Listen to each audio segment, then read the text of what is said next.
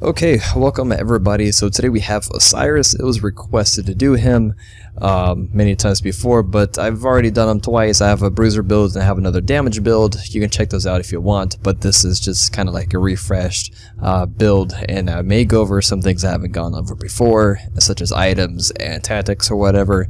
So here we go. This is more of a damage oriented build, but I also go over some other items in case if you want to be a little bit more bruiser. So let's start with the actives. Actives, I would recommend buying Creep and Curse, so that way you can easily stun your targets, whoever you're trying to go for with your 3. Because, I mean, as soon as you start, popping your 3, everybody's just going to run away from you. So having Creep and Curse is going to slow everybody, so you have, easier time selecting your target on who you want to tether. And then if you're, if you're jungling, pick up Hand of Gods. You can also pick up the Sprint, and you can use Sprint combo with your 3 if you want. That works as well. Just pick up whatever you may need. Now, as far as items, Warrior Tag, because for one, we're warriors, so we sport the Warrior Boots. No real need to get the other ones. We want that power and penetration. Next, we have Shin Size. It is a little pricey, and it will be a little hard completing this item, but once you complete it, especially getting it early on, it never scales down. It's always a really good item no matter what point in the game it is, and it really just escalates your damage. So if you want to do a lot of damage, I'd recommend Shin Size for that. Next we have Hydra's Laminate. Hydra's Laminate, the way this works is it gives us a lot of power, cooldown reduction, so we get to use our abilities more often, which works well with our passive.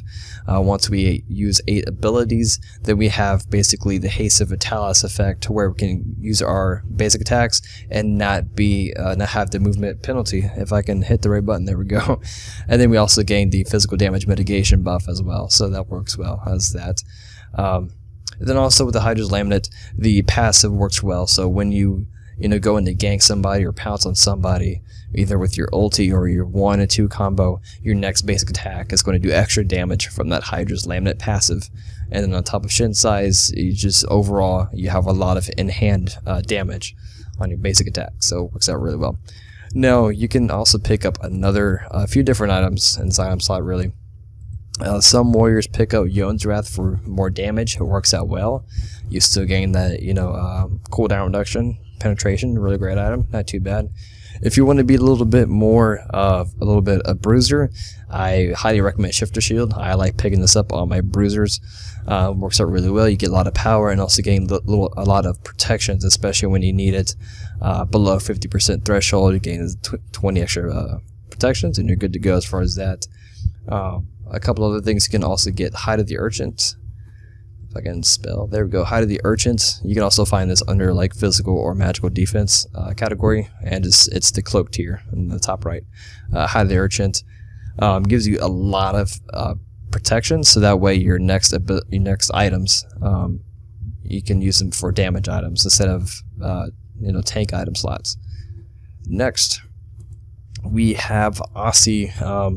Having lifesteal on Osiris is pretty good, because once you go into a fight as Osiris, you're more so dedicated to that fight. You don't have really good escapes, except with your ulti, which you don't really want to use your ulti to escape unless if you really need to, because sometimes you may use it to actually initiate, and then you're kind of dedicated to the fight. So having lifesteal is going to help you be just more sustained in the fight, and so you have a higher chance of surviving. So I'd recommend Aussie. You can also get like Bloodforge.